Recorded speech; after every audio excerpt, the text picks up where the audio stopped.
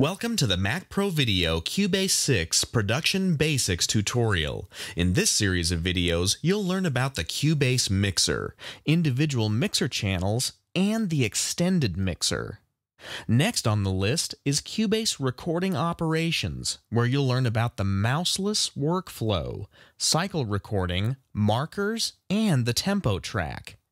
And at the end of this tutorial, I'll offer some critical insight for optimizing the physical setup of your studio.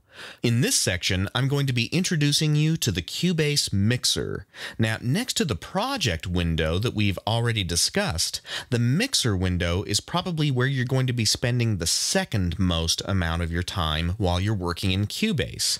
This is what the mixer looks like. The mixer is very, very similar to the desk that you've seen a recording engineer sit behind in a physical recording studio, and that mixer normally has sliders and buttons and switches and all sorts of stuff to craft the sound of the recorded tracks to make the mix sound polished and professional. And all of those same buttons and switches are included on the Cubase mixer. Now, there's a couple of different analogies I usually use when describing the mixer in Cubase. And the metaphor I'm going to use right now is that of streams and rivers, and all of those eventually flow into the ocean. So using that same metaphor, if we go back to the project window, you can think of the tracks as the streams, but instead of being streams of water, they're streams of audio information. Then those streams of audio eventually run into rivers, which are normally known as group tracks.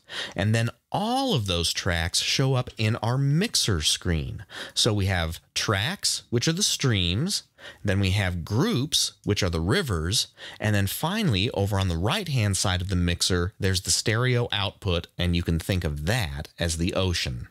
And the basic concept of a mixer is to control the volumes of every single audio stream or every track.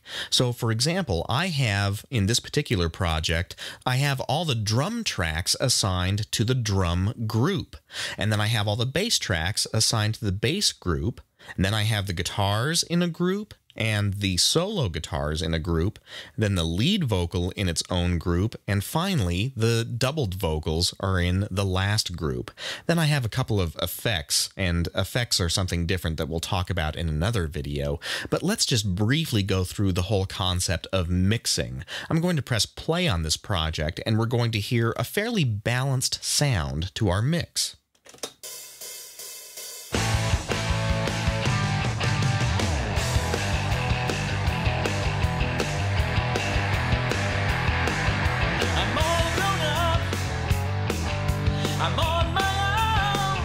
Now I'm going to hit stop here for just a moment, and I'm going to start to adjust some of the volumes of some of these group tracks so that you can get an idea of how an audio engineer adjusts the volume of all of these tracks to make a balanced professional mix. So I'm going to start the project over again. Let's take a listen.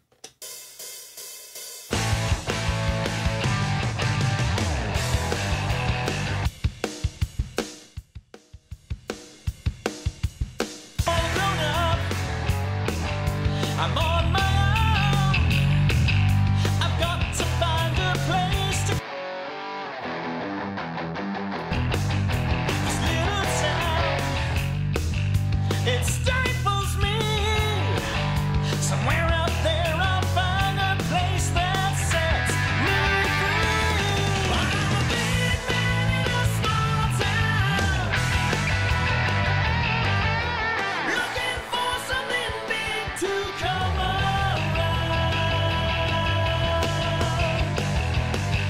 So you can hear that every single one of these faders controls the volume of the tracks that are assigned to them. And then every single track has its own individual volume as well, and how you adjust the faders, and therefore the volumes of those tracks, is how you eventually end up with a balanced, polished sounding mix.